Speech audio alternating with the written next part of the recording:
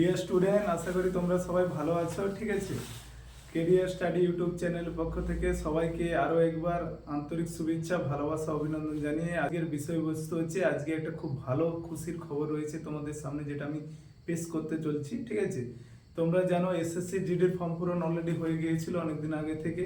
তো 2025-এ SSC GD exam কোন কোন তারিখে হবে সেই অ্যানাউন্সমেন্টটা আজকেই প্রকাশিত হলো। তাই রিসেন্টলি তো দেখে নাও তোমাদের এক্সামটা কোন কোন ডেটে হতে চলছে। ঠিক আছে, ইম্পর্টেন্ট নোটিস দেখো, the commission has decide to conduct following examination during the month of January and February 2025 as per the given schedule.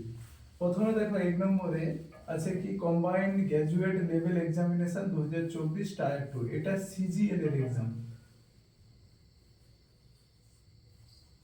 এটা সিজিএল এক্সাম, যার টায়ার 1 অলরেডি হয়ে গিয়েছিল। এটা টায়ার 2, যেটা ক্রিয়েট হবে কবে, 18, 19 আর 20, এই 3 দিন জানুয়ারি।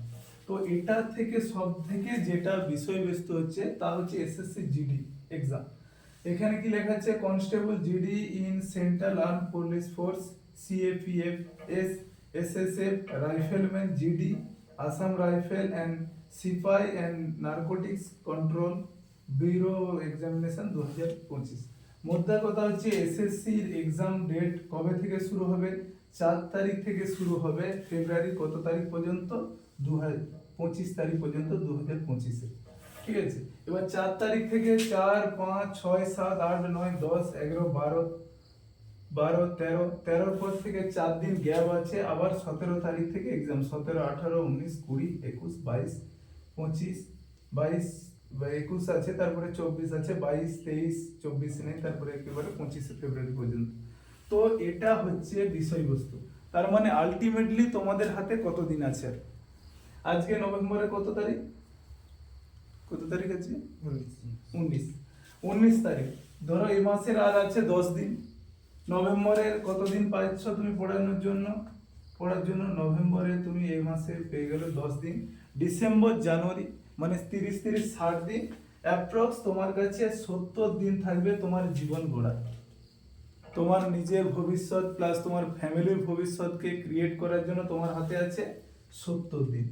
এই 70 দিনে তুমি কিভাবে কতটা টাইম দিয়ে নিজেকে তৈরি করতে পারবো, সেই সময়টা হচ্ছে এই 70টা দিন। তোমাকে এই 70 দিনের মধ্যে কি কি করতে হবে, যত পারো মক টেস্ট দিয়ে যেতে হবে।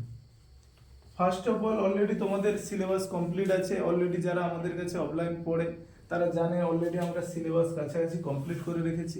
এবার শুধু একটাই হবে যে মক টেস্ট দিতে হবে, যত পারে মক টেস্ট দিতে হবে। যত মক টেস্ট দিবে তত তোমার এক্সামের নাম্বার বাড়তে থাকবে।